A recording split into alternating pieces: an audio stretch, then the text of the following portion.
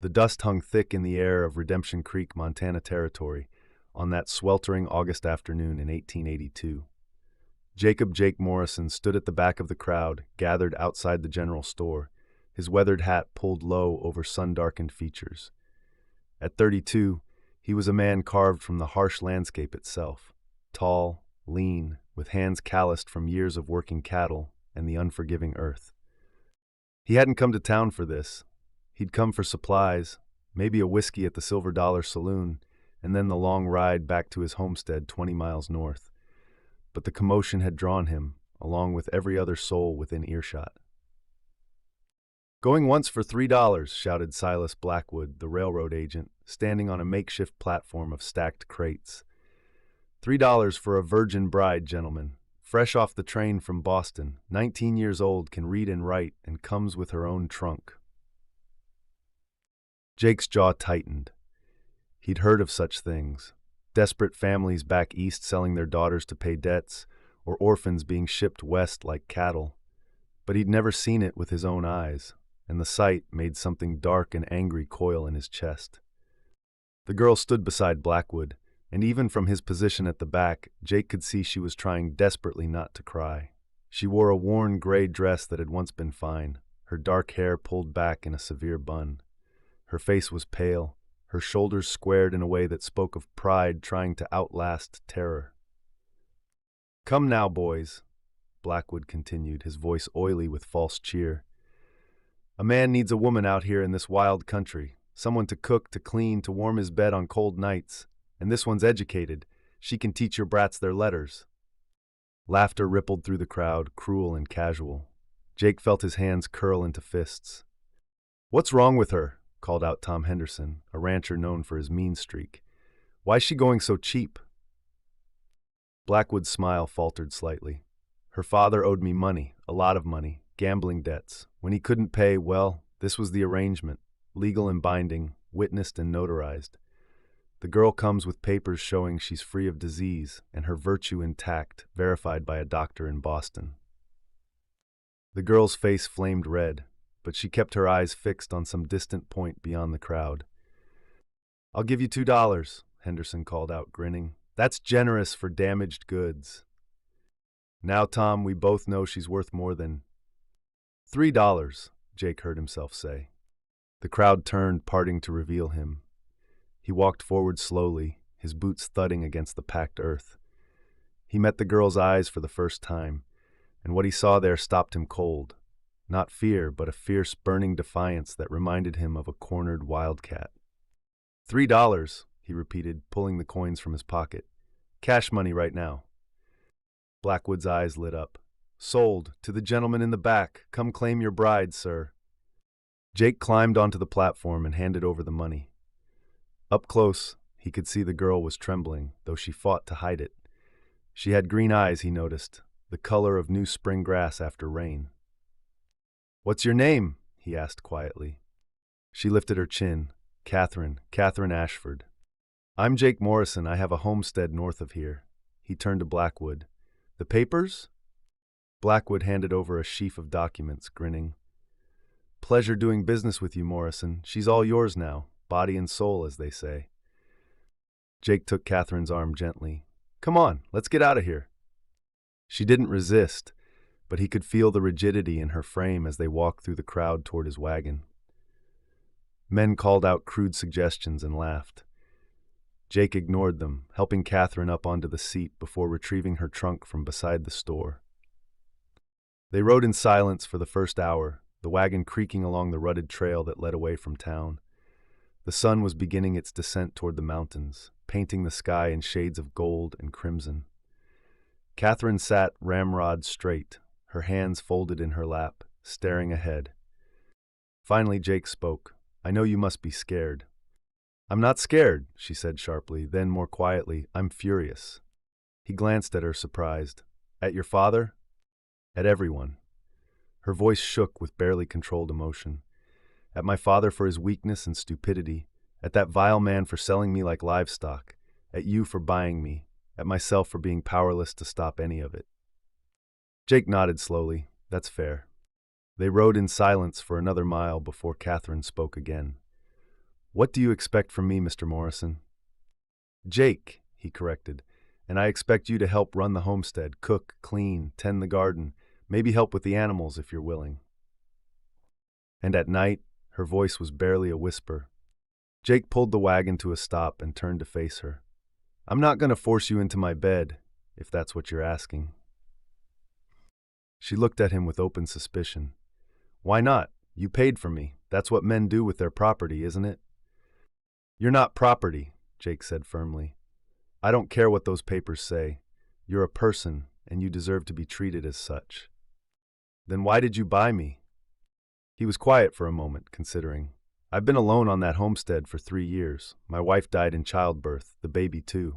I told myself I was fine alone, but the truth is, it's a hard, lonely life. And when I saw you up there, being sold like a horse at auction, he shook his head.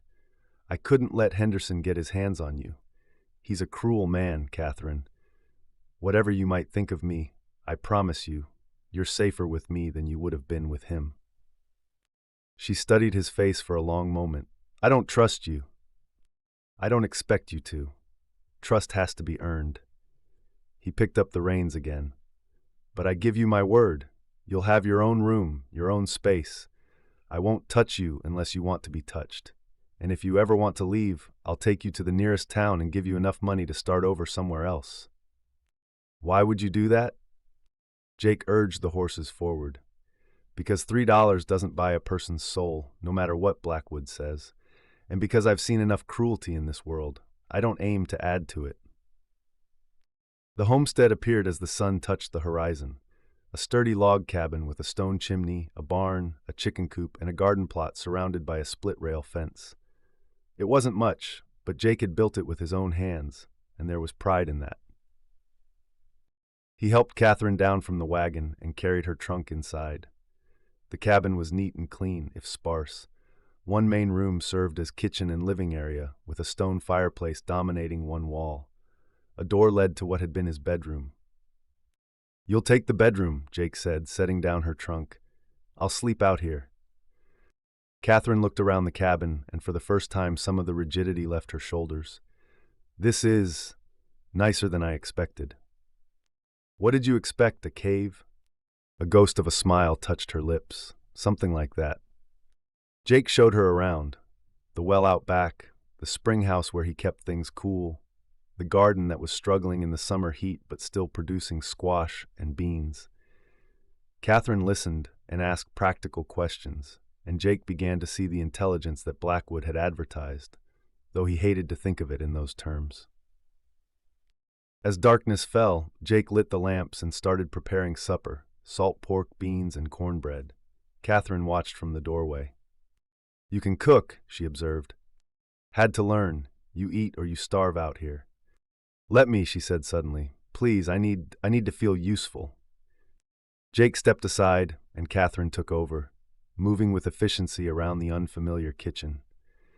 They ate in awkward silence, and when the dishes were washed, Catherine retreated to the bedroom without another word. Jake made up a bed on the floor near the fireplace, using blankets and his saddle for a pillow. It wasn't comfortable, but he'd slept in worse places. As he lay staring at the ceiling, he wondered what the hell he'd done, bringing this angry, frightened girl into his life. From the bedroom, he heard the sound of quiet crying. The days fell into a pattern.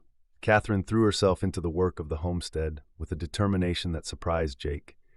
She rose before dawn, cooked breakfast, tended the garden, fed the chickens, and cleaned with an almost manic energy. Jake worked the land, mended fences, cared for the cattle and horses, and came in each evening to find her pale and exhausted, but unwilling to stop. You don't have to work yourself to death, he told her one evening, watching her scrub the already clean floor. I have to earn my keep, she said without looking up. Catherine, don't. She sat back on her heels, her face flushed. Don't tell me I don't owe you anything. You paid for me. $3. That's a debt, whether you want to call it that or not. Jake crouched down beside her. The only thing you owe me is basic human decency, which I'd extend to any stranger. The rest, the cooking, the cleaning, that's partnership, not debt. This homestead needs 2 people to thrive. I need you, but not as a servant, as a partner." She met his eyes, searching for the lie, but found none. "I don't know how to do that." "Neither do I," Jake admitted, "but maybe we can figure it out together." Over the following weeks, something shifted between them. Catherine began to talk more, sharing pieces of her past: her mother who died when she was young, her father's slow decline into gambling and drink, the final humiliation of being sold to pay his debts. "He was a good man once," she said one evening as they sat on the porch watching the sunset. "Educated, refined, he taught me to read, to love books and learning, but after Mother died, it was like something broke inside him." "People break sometimes," Jake said. "It's not your fault." "I know that, but knowing and feeling are different things." Jake shared his own story, growing up on a farm in Missouri, heading west to escape his father's temper, meeting Sarah at a church social in Helena, building this homestead together, losing her and their unborn child when the winter snows trapped them and the midwife couldn't get through. "I loved her," he said quietly, "but I wasn't in love with her, if that makes sense. We were friends, partners. It was enough." "Do you miss her?" "Every day, but not in the way you'd think. I miss having someone to talk to, someone who understands the rhythm of this life." Catherine looked at him thoughtfully. "Is that why you bought me, for companionship?" "Partly," Jake admitted, "though I didn't think it through very well. I just knew I couldn't let Henderson take you." "What would he have done to me?" Jake's jaw tightened. "Nothing good. Tom Henderson uses his fists on anything weaker than him, his horses, his dogs, his hired men. A woman." He shook his head. "Let's just say I'm glad you're here instead." Autumn came, painting the mountains in shades of gold and crimson. Jake taught Catherine to ride, and she took to it with an enthusiasm that made him smile. She was fearless on horseback, her dark hair flying behind her as she galloped across the meadow. They worked side by side, harvesting the garden, preserving vegetables for winter, smoking meat, gathering firewood. The work was hard but satisfying, and Catherine bloomed under it, her pale complexion gaining color, her thin frame filling out, her green eyes losing some of their haunted quality. One evening in late October, Jake came in from the barn to find Catherine attempting to patch his worn coat. She was frowning in concentration, her needle moving clumsily through the thick fabric. "I'm terrible at this," she admitted. "My mother tried to teach me, but I was always more interested in books than needlework." Jake sat down beside her. "What kind of books?" Her face lit up. "Everything. Novels, poetry, philosophy, history. Father had a wonderful library before." She trailed off, the light fading. "What was your favorite?" Jake asked gently. "Jane Eyre," she said immediately. "I must have read it a dozen times. The idea of a woman making her own way in the world, refusing to be diminished by her circumstances. It gave me hope." Jake stood and went to a trunk in the corner. He rummaged through it and pulled out a worn book. "My mother's," he said, handing it to her. "She was a reader, too." Catherine took it reverently. "Pride and Prejudice. Oh, I love this one." "Keep it," Jake said.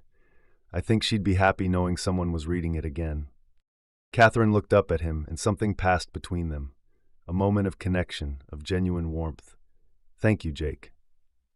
It was the first time she'd called him by his first name, and it made something in his chest tighten. Winter came hard and early that year. The first snow fell in mid-November, and by December they were locked in by drifts that reached the cabin's windows. Jake had prepared well, stockpiling firewood and food, but the close quarters changed the dynamic between them. There was no avoiding each other now.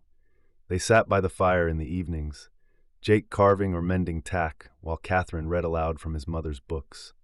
Her voice was beautiful, expressive, bringing the stories to life. "You should have been a teacher," Jake said one night. Catherine lowered the book. "I wanted to be. Before everything fell apart, I was studying to become a governess. I thought." She laughed bitterly. "I had such plans. I was going to be independent, self-sufficient, no husband to answer to, no father to disappoint." "You still could," Jake said. "Once spring comes, if you want, we could arrange for you to go to Helena or even San Francisco. You could start over." Catherine was quiet for a long moment. Is that what you want, for me to leave? No, Jake admitted, but what I want doesn't matter. You deserve to choose your own path. What if, Catherine set the book aside, what if I wanted to stay? Jake's heart began to pound. Catherine.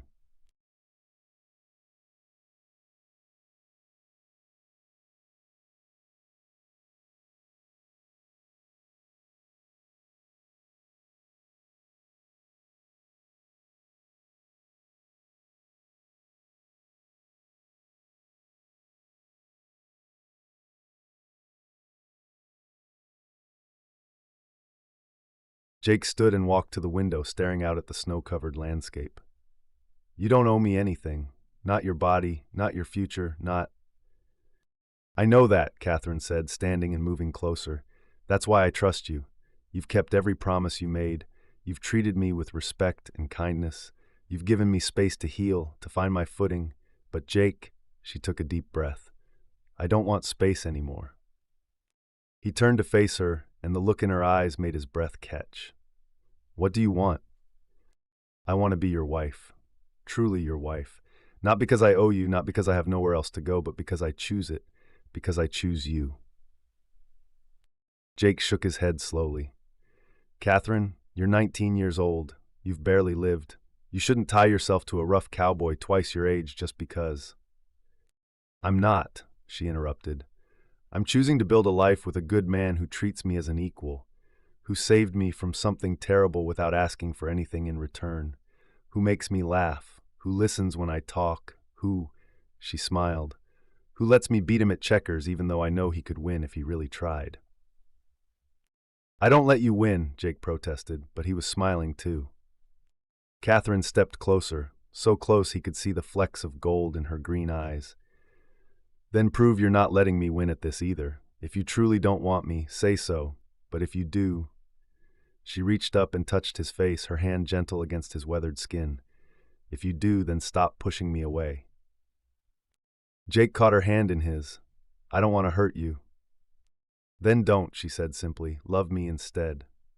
And there, in the flickering firelight of the cabin they'd made into a home, Jake Morrison finally allowed himself to hope. He cupped Catherine's face in his calloused hands and kissed her gently, reverently, as if she were made of something precious and fragile. But Catherine wasn't fragile. She kissed him back with a fierce passion that spoke of all the loneliness and longing she'd kept locked away. When they finally broke apart, both breathless, she smiled up at him. I should warn you, she said, a teasing note in her voice. I'm going to be a terrible pioneer wife. I'll probably burn half the meals. I can't sew to save my life, and I have opinions about everything. Jake laughed, a real laugh that came from deep in his chest. I wouldn't have you any other way. Spring came eventually, as it always did, melting the snow and revealing the world again. Jake and Catherine worked side by side, planting a new garden, birthing calves, repairing winter damage. One warm afternoon in April, Catherine came running from the cabin, her face flushed with excitement. Jake, come here! Quickly! He dropped the fence post he'd been setting and hurried over, fear clutching at his heart. What's wrong? Nothing's wrong, she said, grabbing his hand and pulling him toward the cabin. Everything's right.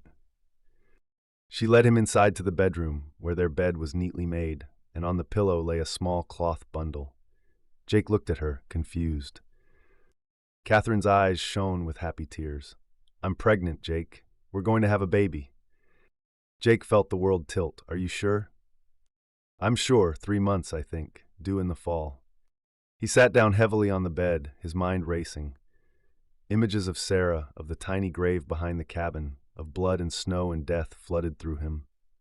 Catherine knelt in front of him, taking his face in her hands. Jake, look at me. He met her eyes, and what he saw there steadied him. Strength, determination, and love. I'm not Sarah, Catherine said firmly. This isn't then. We'll be careful. We'll bring a doctor out from town long before my time. We'll prepare. But Jake, I need you to believe with me that this will be okay. Can you do that? Jake pulled her close, burying his face in her hair. I'm scared. So am I, she admitted. But I'm also happy. So happy, Jake. We're going to be parents. And there, in the cabin they'd made into a home, Jake Morrison finally released the ghosts of the past. He knelt on the floor before his wife, placing his hand gently on her still flat stomach, and for the first time in years, he let himself believe in the future. Catherine screamed, not in fear but in surprise and joy, as tears streamed down her face. Jake looked up at her, his own eyes wet, and smiled. "I love you," he said, words he'd been too afraid to speak, even after months of marriage. "I love you too," Catherine said, pulling him to his feet and into her arms. "My grumpy cowboy, my unexpected salvation, my home." 9 months after Jake Morrison paid $3 for a scared girl on an auction block, Catherine Morrison gave birth to a healthy baby boy in the bedroom of their homestead cabin. The doctor had come from town and stayed for 3 days, earning every cent of his fee. They named him Samuel after Jake's father, a man Jake had spent half his life resenting, but who he now realized had done the best he could with what he knew. Sometimes people broke, but sometimes they healed too. Sometimes love was enough to bridge the gap between broken and whole. As Jake held his son for the first time, Catherine exhausted but radiant beside him, he thought about that day in Redemption Creek. About chance and providence, about cruelty and kindness, about how the worst moments in life could somehow lead to the best ones. "What are you thinking?" Catherine asked. Jake looked at her, this fierce, brilliant woman who had fought her way back from being sold like property to claiming her own power and purpose. "I'm thinking that $3 was the best investment I ever made." Catherine laughed, the sound filling the cabin with warmth. "You mean I was a good deal?" "The best," Jake said, leaning over to kiss her forehead, "though I'd pay 1,000 times that amount now if I had to do it again." "You couldn't afford me," Catherine teased. Then more seriously, "We saved each other, Jake. Never forget that." He wouldn't. How could he? Every day he woke up to proof that redemption was possible, that love could grow in the hardest soil, that sometimes the most broken things could be made whole again. Outside, the Montana wind swept across the prairie, carrying the scent of sage and pine. Inside, a family slept, cowboy, bride, and baby, dreaming of the future they would build together, one day at a time, in the home they had made from nothing but hope and hard work and an unexpected, impossible love. Epilogue. 20 years later, Catherine Morrison sat on the porch of the expanded homestead, watching her 3 children play in the yard. Samuel, now 19, was teaching his younger siblings, Emma and Rose, how to rope a fence post. He had his father's height and his mother's quick mind, a combination that promised great things. Jake came around the corner of the barn, older now, his hair shot through with silver, but still strong and steady. He sat down beside Catherine and took her hand, a gesture as natural as breathing after 2 decades of marriage. "I was thinking about that first day," Catherine said, "when you bought me for $3. Jake squeezed her hand. "Best $3 I ever spent." She elbowed him gently. "You're supposed to say I was priceless." "You are," he said, turning to look at her, "but I still think I got a hell of a bargain." Catherine laughed and leaned her head on his shoulder. "I'm glad you think so, though I should mention, Samuel wants to go to university in the East. Emma says she wants to be a doctor, and Rose informed me this morning that she's going to run for Congress someday." Jake chuckled. "Independent thinkers, all of them. I wonder where they got that." "Can't imagine," Catherine said dryly. They sat in comfortable silence, watching the sun set over the mountains, painting the sky in shades of gold and crimson, the same colors that had lit the sky on that first ride from Redemption Creek to the homestead so many years ago. "Do you ever regret it?" Jake asked quietly. "Staying here? You could have done so much in a city, teaching, writing, anything you wanted." Catherine thought about it, as she had many times over the years, about the life she might have had, the things she might have done.